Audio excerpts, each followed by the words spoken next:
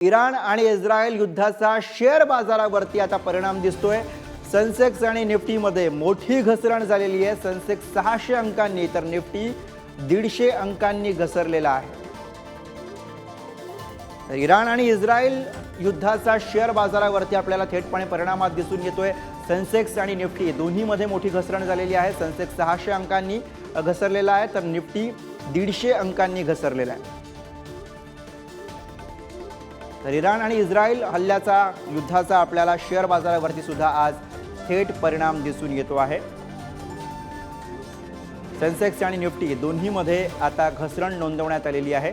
Sensex 600 अंकांनी घसरल्याची माहिती मिळते तर निफ्टी 150 अंकांनी घसरल्याची माहिती आहे।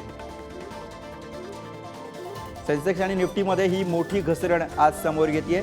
शेअर बाजारावरती इराण आणि इस्रायल युद्धाचा परिणाम आज जाणवतो आहे।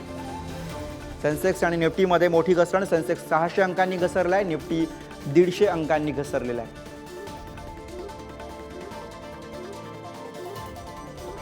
तर शेअर बाजारावरती इराण आणि इस्रायल युद्धाचा हा परिणाम दिसून येतो आहे।